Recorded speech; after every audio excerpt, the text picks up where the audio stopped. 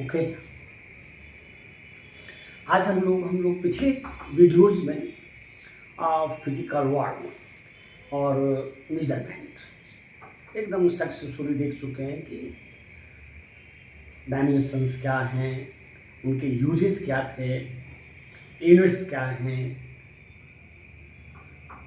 Vernier callipers क्या है, slide callipers क्या है, स्क्रू गेज क्या है। ये सारी बातें हम लोग डिटेल्स में कह चुके हैं और नीट के क्वेश्चंस को, आईआईटी के क्वेश्चंस को भी हम लोगों ने यूज किया है। अब यहाँ पर हम लोग डिजाइन करते हैं कि आगे कैसे बढ़ा जाए। तो आगे आपका जो चैप्टर है वह है काइनेमेटिक्स। और काइनेमेटिक्स को इन्होंने दो भागों में एनसीईआरटी वालों ने बांटा है, जिसमें एक चैप्टर है chapter 3 motion in straight line. Motion in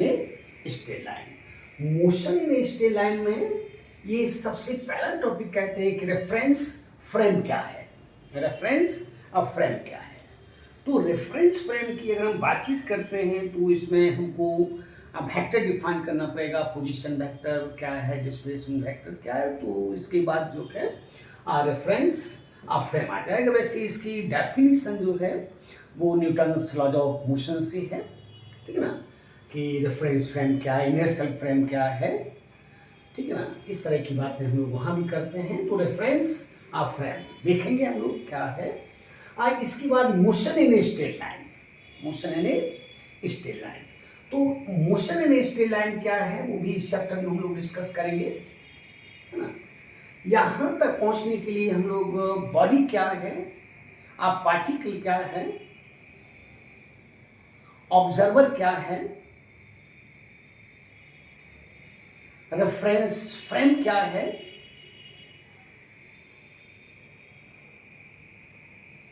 position vector क्या है, ये सारा का सारा इतिहास हम लोग इसके पहले ही कह लेंगे। क्योंकि बॉडी और पार्टिकल में थोड़ा सा डिफरेंस हो जाता है। जैसे कि हम लोग रोटेशन मोशन में यहाँ पर अगर हम पार्टिकल को बॉडी को पार्टिकल कह देते हैं तो कोई प्रॉब्लम नहीं है, लेकिन आगे चलकर इसमें प्रॉब्लम हो जाती है। ओके, तो ये सारा का सारा काम हम लोग इस क्लास में डिस्कस करेंगे, मतलब इस डिफरेंट वीडियोज में हम लोग डिस्कस करेंगे। इसके बाद इन्होंने एक शब्द यूज किया uniform and non uniform motion.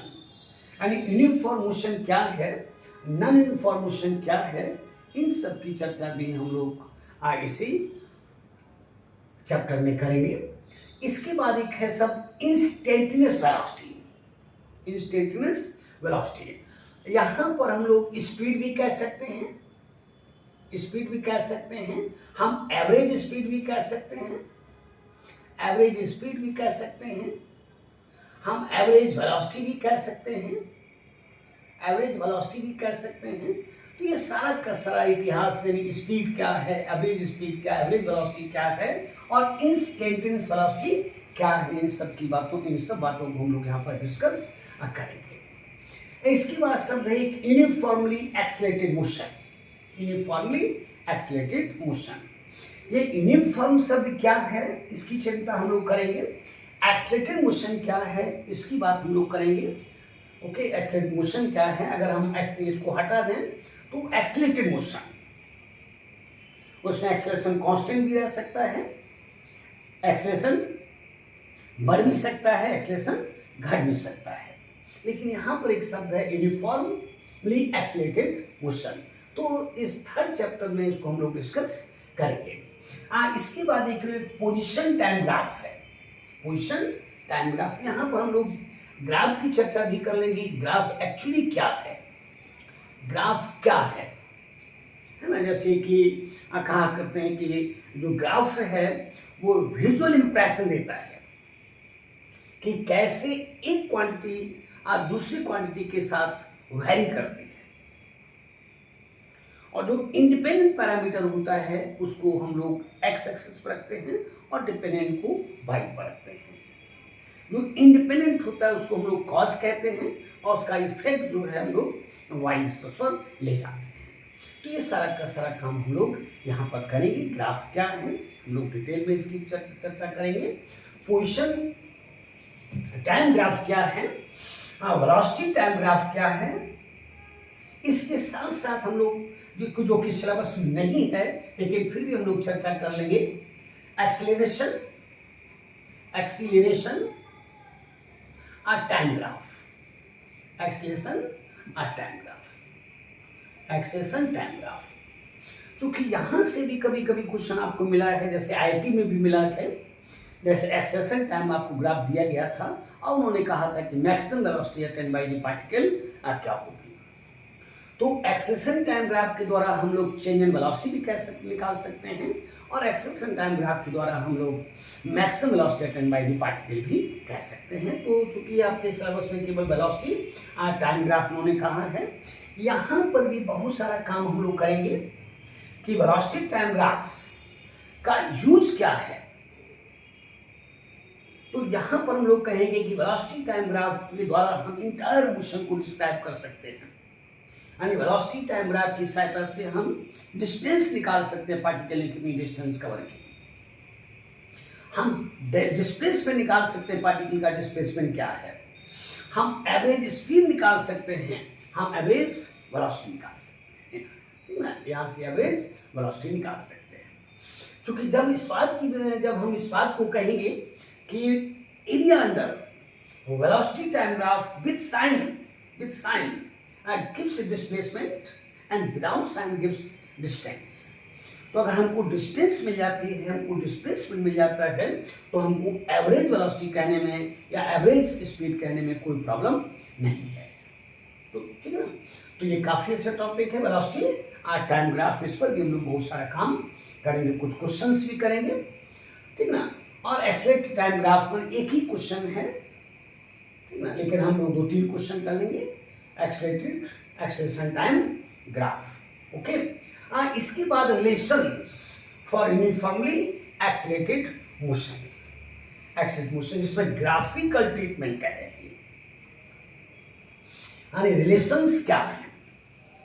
तो यहाँ पर बहुत सारे रिलेशंस हम लोग तैयार करने की सोचेंगे, जैसे कि अगर कोई पार्टिकल यूनिफॉर्म एक्सेलरेशन मोशन से चलना शुरू करता है यू वेलोसिटी से, इनिशियल वेलोसिटी से, तो t समय के बाद उसकी स्पीड क्या होगी वो हम लोग यहाँ पर चिंता करेंगे। यानी v बराबर हम लोग निकालेंगे u प्लस at, हम s बराबर निकालेंगे ut plus half at square निकालेंगे, हम v स्क्वायर बराबर कहेंगे u square plus twice as कहेंगे, और किसी इंस्टेंट मतलब किसी nth सेकंड में आप पार्टिकल कितनी डिस्टेंस कवर करेगा ये भी हम लोग यहाँ पर निकालेंगे, ठीक ना।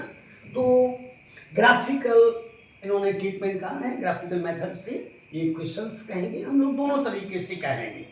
हम लोग डिफरेंशिएशन इंटीग्रेशन का भी यूज करके कर लेंगे और ग्राफ की सहायता से भी हम लोग इस काम को कर लेंगे। तो इस तरह से यहाँ पर हम लोग चले। अब यहाँ पर एक प्रश्न है कि जैसे हम लोग अगर एक्सेलरेशन निकालना चाहेंगे तो एक्सेलरेशन निकालने के लिए मुझे वेलोसिटी का डिफरेंस चाहिए, एवरेज एक्सेलरेशन के लिए वेलोसिटी का डिफरेंस चाहिए। तो वेलोसिटी के डिफरेंस के लिए हमको वेक्टर का सब्ट्रैक्शन चाहिए।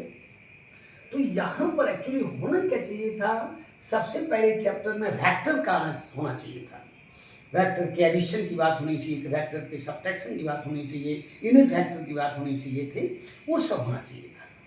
इसके बाद ये सारा का सारा काम करना चाहिए था। ओके, लेकिन हम लोग अपने हिसाब से चलेंगे, ठीक ना। सबसे पहले अब इसमें दूसरा चूंकि काइनेमेटिक्स में 2 चैप्टर्स इन्होंने रखे हैं, जैसे मोशन इन ए प्लेन है, मोशन इन ए प्लेन, इसको हम हटा रहे हैं। ये सारा का सारा काम करेंगे। रेफरेंस फ्रेम क्या है, motion in a straight line क्या है, यहाँ पर हम लोग पार्टिकल की बात करेंगे, यहाँ पर हम लोग बॉडी की बात करेंगे, यहाँ पर हम लोग रेफरेंस फ्रेम की बात करेंगे, यहाँ पर हम लोग ऑब्जर्वर की बात करेंगे, यहाँ पर रेफरेंस बॉडी की बात करेंगे, ठीक ना। यहीं पर हम लोग पोजीशन वेक्टर की बात करेंगे, और जब पोजीशन वेक्टर आ जाएगा तो हम लोग वेलोसिटी को आराम से कह सकते हैं वेलोसिटी क्या है। सारा का सारा काम यहाँ पर हम लोग इसके पहले कर लेंगे। और चूंकि ये पोजीशन वेक्टर शब्द एक आ रहा है तो इसको हम लोग डिस्क्राइब कर लेंगे किसमें, एक चैप्टर है मोशन इन ए प्लेन।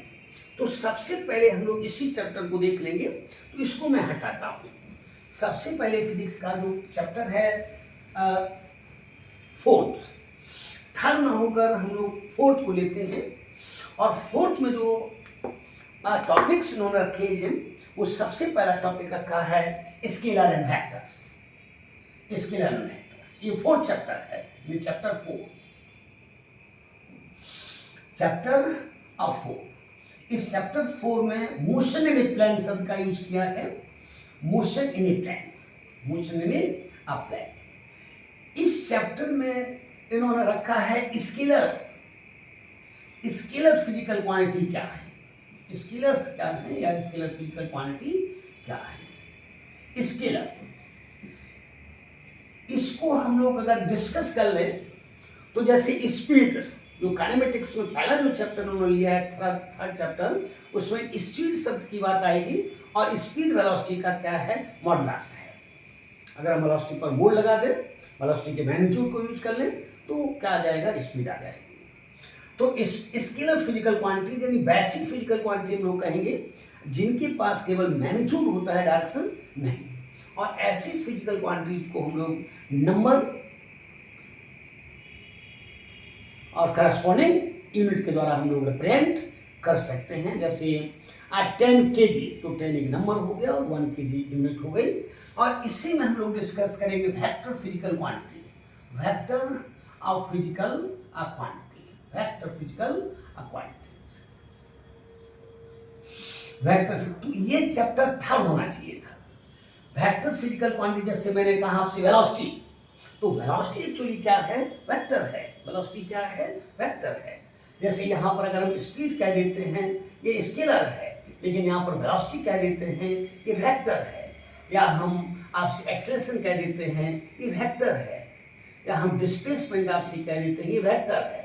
ये सभी वेक्टर्स हैं, ओके, जिनको हम लोग थर्ड चैप्टर में कह रहे हैं। और ये चैप्टर कौन सा है, फोर्थ चैप्टर है। इसके बाद हम लोग कहेंगे general vectors, general vectors, general vectors and their notations क्या है, एंड देयर नोटेशंस, उनको हम लोग कैसे रिप्रेजेंट करेंगे, and their notations, okay, different vectors को हम लोग डिस्क्राइब करेंगे। इसके बाद equality of vectors, equality of vectors, equality of vectors, equality, equality of vectors, equality of vectors, vector की इक्वालिटी, वेक्टर की इक्वालिटी। तो यहां पर हम लोग इक्वल वेक्टर्स क्या हैं ये डिस्कस करेंगे। यहीं पर एक्चुअली होना चाहिए था, इनको बताना चाहिए, जो इन्होंने नहीं दिया है इन सिलेबस में, वो है नेगेटिव वेक्टर्स, वो है नेगेटिव वेक्टर्स, नेगेटिव वेक्टर्स। चूंकि जब हम सबट्रैक्शन वेक्टर तक करेंगे तो नेगेटिव वेक्टर्स की आपको जरूरत पड़ती है, ठीक है ना। जैसे हमको ए से अगर ए वेक्टर, ये वेक्टर ए है, और इस वेक्टर से अगर हमको बी वेक्टर को घटाना है, तो निश्चित रूप से वेक्टर बी का आपको इन्वर्ट करना पड़ेगा, यानी नेगेटिव वेक्टर करना पड़ेगा, और इसका इस वेक्टर को इसके साथ क्या करना पड़ेगा, ऐड करना पड़ेगा, ऐड करना पड़ेगा। इसी तरह से सपोज कोई पार्टिकल जा रहा है, ईस्ट में जा रहा है किसी वेलोसिटी से, और ये नॉर्थ में मुड़ गया, तब आपसे कहता है कि बताइए कि एवरेज एक्सेलरेशन क्या होगा अगर ये हम टाइम इंटरवल आपको दे देते हैं। तो ये इन्होंने थर्ड में दिया है, लेकिन इसकी चिंता हम लोग सबसे पहले करेंगे। नेगेटिव वेक्टर्स क्या है, नेगेटिव वेक्टर्स क्या है। इसके बाद यहाँ पर हम लोग जीरो, जैसे इक्वालिटी कहा है, तो उसी तरह से हम लोग यहाँ पर जीरो वेक्टर्स कहेंगे, जीरो वेक्टर्स कहेंगे। यानी जीरो वेक्टर क्या है, जिसको नल वेक्टर भी कहते हैं, जीरो वेक्टर यहाँ पर डिस्कस करेंगे हम लोग। चूंकि अगर दो वेक्टर्स जो कि निगेटिव हैं, लेकिन अगर उनके मैग्नीट्यूड समान हैं और उनको हम ऐड कर देते हैं, तो निश्चित रूप से पैदा हो जाएगा क्या, जीरो वेक्टर पैदा हो जाएगा।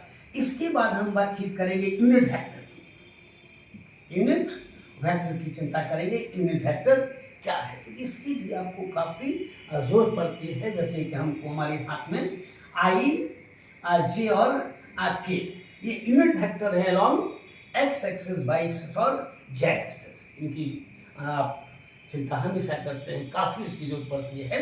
लेकिन किसी वेक्टर के यूनिट वेक्टर को प्राप्त करने के लिए हम उस वेक्टर में अगर हम उसके मैग्नीट्यूड से भाग देते हैं तो मुझे उस वेक्टर का यूनिट वेक्टर प्राप्त हो जाएगा। तो यूनिट वेक्टर क्या है, जीरो वेक्टर क्या है, नेगेटिव वेक्टर क्या है, इक्वलिटी वेक्टर्स क्या है, ये सारा का सारा इतिहास हम लोग इस क्लास में करेंगे। तो स्केलर्स क्या है, वेक्टर क्या है, जनरल वेक्टर्स क्या हैं, उनके नोटेशंस क्या हैं, equality of vectors, negative vectors, zero vectors और यूनिट वेक्टर, इस सारा का सारा काम हम लोग इस क्लास में करेंगे। इसके बाद मल्टीप्लिकेशन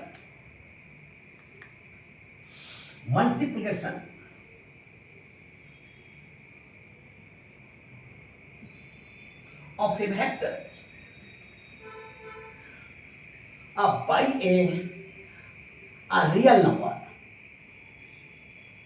real number, ये आसानी से आप समझ जाएंगे, जैसे वेक्टर अगर मान लेते हैं ए वेक्टर है और इसमें मैंने गुणा कर दिया कितना, 3 का गुणा कर दिया है, तो ध्यान रखेंगे कि ए वेक्टर का जो ये है वो 3 टाइम्स हो जाएगा, ए वेक्टर कितना 3 टाइम्स हो जाएगा। तो ये सारा का सारा काम हम लोग करेंगे, multiplication of a vector by a real number करेंगे। ओके, तो फिर एक बार देख लेंगे, ये चैप्टर 4 है और इसी चैप्टर 4 को हम लोग स्टार्ट करेंगे और इसके बाद हम लोग ये करेंगे, थर्ड चैप्टर करेंगे जिसमें मोशन इन स्ट्रेट लाइन करेंगे। ओके, तो सबसे पहला काम हम लोग यही करेंगे, 4th चैप्टर करेंगे। इसके बाद इस चैप्टर में हम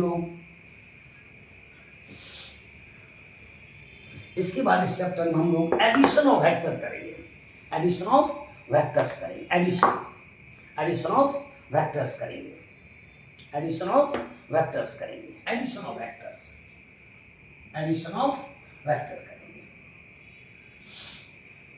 इसमें हम लोग 2 लॉज देखेंगे, एक ट्रायंगल ऑफ वेक्टर एडिशन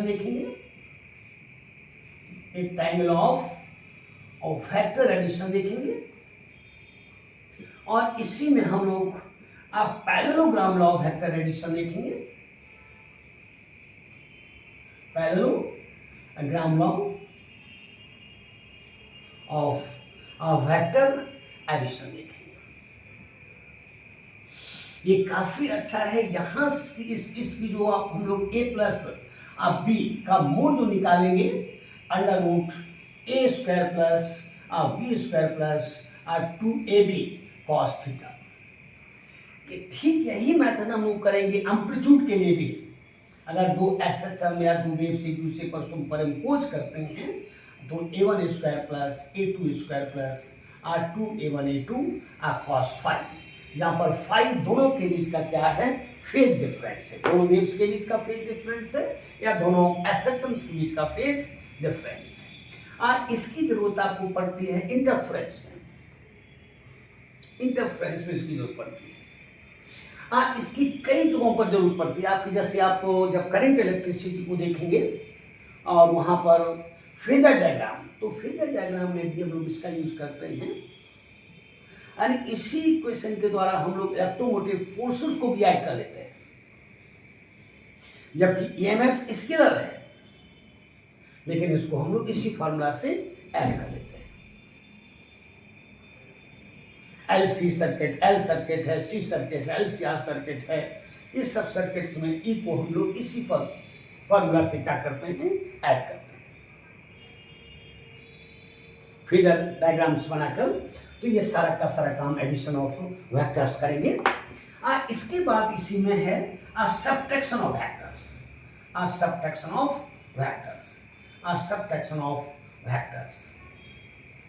यानी वेक्टर्स को कैसे घटाएंगे, ये सारा का सारा काम हम लोग यहाँ पर करेंगे। इसके बाद resolution of a vector in a plane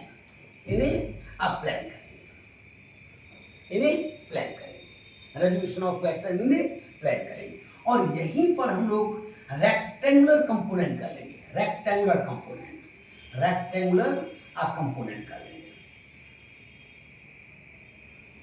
rectangular components का लेंगे। जैसे अक्सर हम लोग लिखेंगे यानी कोई वेक्टर, जैसे ए वेक्टर लिखेंगे यानी 3i प्लस 4j। ओके, तो ये कंपोनेंट है, ये कंपोनेंट है, और ये दोनों कंपोनेंट्स कैसे हैं?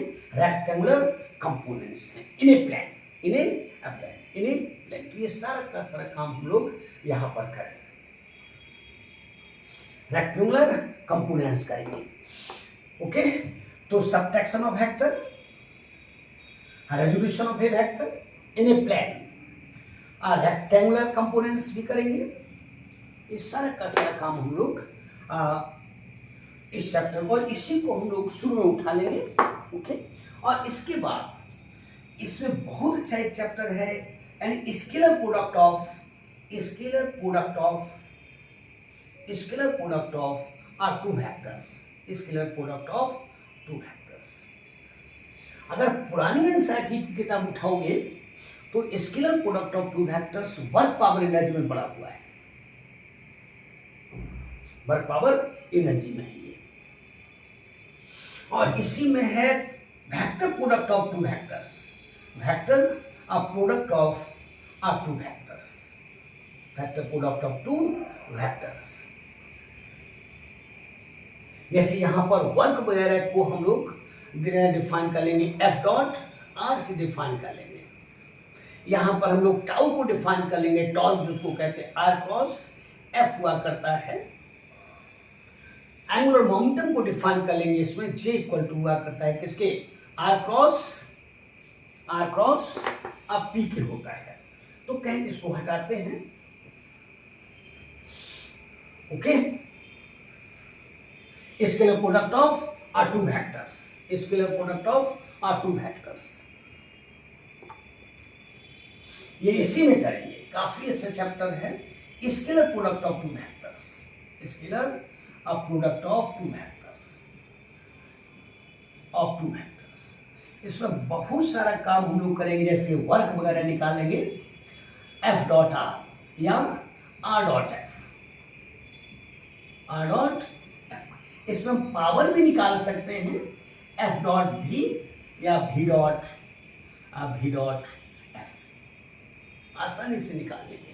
इसमें हम फ्लक्स भी निकाल सकते हैं, कई सारे पैरामीटर्स को यहाँ पर निकाल सकते हैं डॉट प्रोडक्ट में, और यहीं से हम लोग बढ़ेंगे। यहीं पर हम लोग इस काम को भी कर लेंगे। अगर दो वेक्टर्स म्यूचुअली परपेंडिकुलर हैं, तो अगर दो वेक्टर्स म्यूचुअली परपेंडिकुलर है तो उनका डॉट प्रोडक्ट 0 हो जाता है, क्योंकि हम एक डॉट अगर बी लिखेंगे तो ये बराबर हुआ करता है ए बी कॉस थीटा के। अगर थीटा का मान 90 डिग्री है तो ए और बी दोनों एक दूसरे के म्यूचुअली परपेंडिकुलर हैं, और अगर म्यूचुअली परपेंडिकुलर हैं तो डॉट प्रोडक्ट कितना? 0 हो जाता है, डॉट प्रोडक्ट 0 हो जाता है। ये सारा का सारा काम हम लोग शुरू में ही करेंगे।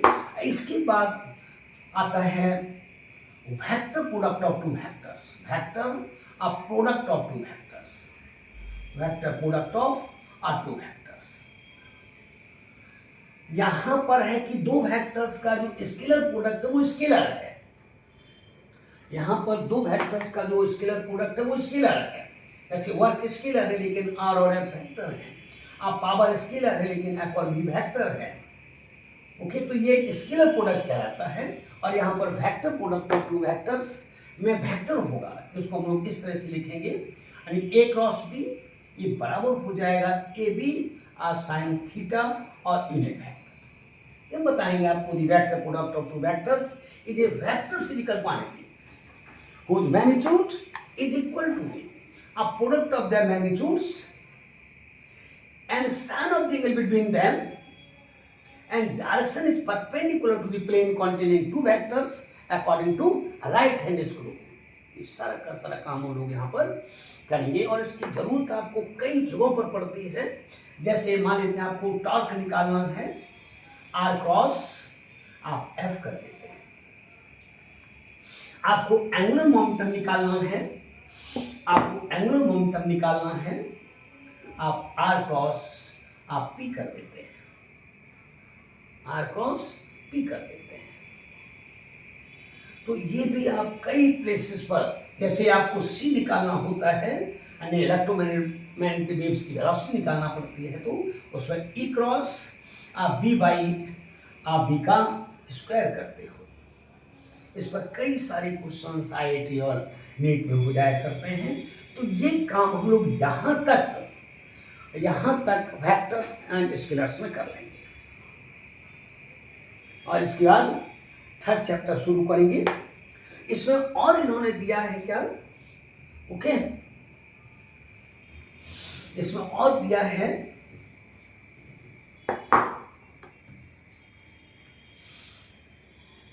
Projectile motion.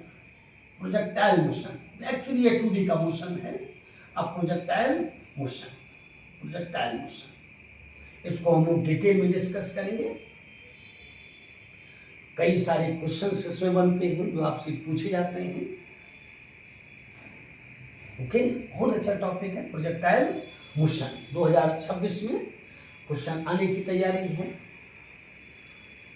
प्रोजेक्टाइल मोशन जिसमें हम लोग हाइट निकालेंगे, वर्टिकल हाइट क्या होती है, रेंज निकालेंगे, रेंज क्या होती है, रेंज कम मैक्सिमम ये निकालेंगे, हम लोग टाइम ऑफ फ्लाइट क्या होता है ये निकालेंगे। अगर दो एंगल्स ऑफ प्रोजेक्शन होते हैं जिसमें कि रेंजेस समान होते हैं, तो अगर उनके टाइम ऑफ प्रोजेक्शन T1 और T2 ये सीधा समानुपाती होता है किसके, रेंज के हुआ करता है। बहुत सारा काम हम लोग आप प्रोजेक्टाइल मोशन में करेंगे। ये भी डिस्कस करेंगे कि प्रोजेक्टाइल मोशन 2 मोशंस का कॉम्बिनेशन है, जिसमें एक uniform motion along x axis है और एक motion under gravity along y axis है। जैसे आपको याद होगा चैप्टर 3 में मोशन अंडर ग्रेविटी शब्द को उठा लिया है इन्होंने, लेकिन वो भी हम आपको बताएंगे मोशन अंडर ग्रेविटी क्या है, मोशन अंडर ग्रेविटी क्या है, अलग से बताएंगे आपको। तो ये जो चैप्टर है ये काइनेमेटिक्स के मतलब motion in a straight line के बाद इसको करेंगे। और एक और चैप्टर इन्होंने इसमें रखा है यूनिफॉर्म सर्कुलर मोशन। इस पर भी नीट ने साल क्वेश्चन दिया था, यूनिफॉर्म सर्कुलर मोशन। तो इस सर्कुलर मोशन को हम लोग अलग ही चैप्टर बना लेंगे और जो रोटेशन के साथ कर देंगे, रोटेशन मोशन के साथ कर देंगे, यानी काइनेमेटिक्स ऑफ रोटेशन मोशन में यूनिफॉर्म सर्कुलर मोशन कर देंगे, यानी वर्क पावर एनर्जी की बात। चूंकि यहाँ पर इसको रखना ठीक नहीं है, इसका कारण मैं बताता हूँ। चूंकि यूनिफॉर्म मोशन में जब आप वर्टिकल मोशन की बात करते हैं तो यहाँ पर अगर आपको वेलोसिटी दी गई है, बॉटम पर अगर वेलोसिटी दी गई है और आपको यहाँ वेलोसिटी निकालनी होती है, तो इसमें law of conservation of mechanical energy का प्रयोग करना पड़ता है। तो अगर law of conservation of energy नहीं आपके वहाँ पास है तो फिर कैसे यूज कर पाएंगे। तो पता नहीं सिलेबस को किसने बनाया है, नहीं बनाना चाहिए इस तरह का। ये इसको देना चाहिए वर्क पावर एनर्जी की बात, ये अच्छा रहता है। क्योंकि हम लोग इसमें यहाँ पर potential energy with respect to इसी पॉइंट के, जैसे इसको मैंने ए कहा और इसको मैंने एच कह दिया है, तो यहाँ पर कहेंगे यानी kinetic energy at A plus potential energy at A with respect to A plus, ये कहेंगे कहाँ पर, ए पर कहेंगे, और बराबर कहेंगे काइनेटिक एनर्जी एट एच और plus potential energy at H with respect to किसके, विद रिस्पेक्ट टू ए। तो यहाँ पर ये लॉ जब तक हम लोग नहीं देखेंगे तब तक वर्टिकल सर्कुलर मोशन की बात नहीं बन पाएगी। ओके, इस चैप्टर को हम लोग अलग कर लेंगे और इसको किसमें यूनिफॉर्म ये काइनेमेटिक्स ऑफ रोटेशन मोशन में इसको हम लोग ले चलेंगे। तो सबसे पहले हम लोग शुरू करते हैं scalars and vectors. Topic kinematics रहेगा और काइनेमेटिक्स में ही हम लोग रखेंगे स्केलर्स एंड वेक्टर्स, और उसी में एक क्लास, 2 क्लास, 1 वीडियो, 2 वीडियो, इस तरह से नंबर्स चेंज होते जाएंगे। कहाँ तक, यहाँ प्रोजेक्टाइल मोशन तक। तो इतना सारा काम हम लोग इस क्लास में करेंगे। ओके, तो शुरू करते हैं सबसे पहले। ओके,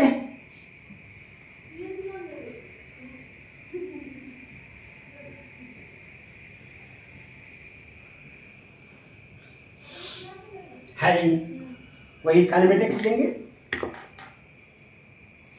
और शुरू करेंगे स्केलर्स एंड वेक्टर्स। एक्चुअली अगर हम आपसे कह देते हैं कि स्केलर्स क्या है, अगर हिंदी इसकी की जाए तो अदिश भौतिक राशियां होता है, आदेश भौतिक राशियां। अगर इसको भी तोड़कर देखा जाए तो आदेश नहीं, दिशा, यानी वैसी फिजिकल क्वांटिटीज जिनमें डायरेक्शंस नहीं होती हैं उनको हम लोग क्या कहेंगे, स्केलर फिजिकल क्वांटिटीज कहेंगे। यानी दो physical quantities which have magnitude only but not direction को क्या कहेंगे, स्केलर फिजिकल क्वांटिटीज कहेंगे। ऐसी क्वांटिटी को these quantities can be represented by A numerical value and corresponding unit. In physical quantities को हम जोड़ सकते हैं, घटा सकते हैं bye simple algebraic rules, bye simple algebraic rules. जैसे अगर थर्मोडायनेमिक्स की बात करते हैं, थर्मोडायनेमिक्स में किसी सिस्टम को आपने 100 जूल एनर्जी दी और उस सिस्टम ने 100 जूल वर्क कर लिया, ये 50 जूल वर्क कर लिया, 100 जूल एनर्जी दी और उसने 50 जूल वर्क कर लिया, तो उसके पास कितनी एनर्जी बची, तो 50 जूल बची। आपने मार्केट से 10 केजी राइस खरीदा, 10 केजी शुगर खरीदी है, तो कितना खरीदा आपने, 10 + 10 20 केजी खरीदा। ओके, तो कहने का मतलब ऐसी फिजिकल क्वांटिटीज को हम सिंपल जो अलजेब्रा के रूल्स हैं उनके द्वारा हम इनको क्या कर सकते हैं, मैनिपुलेट कर सकते हैं, एडिशन कर सकते हैं, सब्ट्रैक्शन कर सकते हैं, किसी संख्या से इसको गुना भी कर सकते हैं। ओके, तो कोई आपसे कह दे कि स्केलर्स क्या हैं, स्केलर फिजिकल क्वांटिटीज क्या हैं, तो वैसी फिजिकल क्वांटिटी जिनमें केवल मैग्नीट्यूड होता है, डायरेक्शंस नहीं, ऐसी फिजिकल क्वांटिटी को हम लोग क्या कहेंगे, स्केलर्स कहेंगे। जैसे बहुत से हैं, जैसे स्पीड स्केलर है, टाइम स्केलर है, मास स्केलर है, एनर्जी स्केलर है, वर्क स्केलर है, डिस्टेंस स्केलर है, इलेक्ट्रिक फ्लक्स स्केलर है, मैग्नेटिक फ्लक्स स्केलर है, इलेक्ट्रिक पोटेंशियल स्केलर है, मैग्नेटिक पोटेंशियल स्केलर है, ग्रेविटेशन पोटेंशियल स्केलर है, मैग्नेटिक फ्लक्स स्केलर है, पावर स्केलर है, एनर्जी स्वयं स्केलर है, ठीक ना, एनर्जी स्वयं स्केलर है। ओके, तो हम लोग शुरुआत करते हैं, हेडिंग देंगे केवल काइनेमेटिक्स की और उसी में हम लोग स्केलर एंड वेक्टर्स करेंगे और यहाँ पर 11th ही रहेगा। ओके, 11th ही रहेगा, फिजिक्स का 11th चैप्टर रहेगा और चैप्टर 3 चैप्टर 4 नहीं कहेंगे, केवल काइनेमेटिक्स कहेंगे और काइनेमेटिक्स में ही हम लोग स्केलर्स एंड वेक्टर्स से शुरू करेंगे और इसको स्केलर प्रोडक्ट क्या है, वेक्टर प्रोडक्ट क्या है, ये सब करते हुए हम लोग motion in on straight line आ जाएंगे। इसके बाद प्रोजेक्टाइल मोशन कर लेंगे और प्रोजेक्टाइल मोशन करने के बाद फिर आगे बढ़ेंगे किसमें, न्यूटन्स लॉज ऑफ मोशन में बढ़ेंगे। ओके, तो हेडिंग देते हैं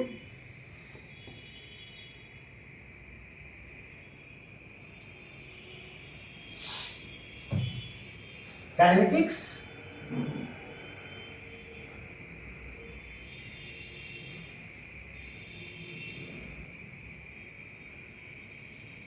ओके, ठीक है ना, और 11th। ओके, इस काम को हम लोग अगले क्लास में करेंगे और इजी वे में करेंगे चल के। ओके।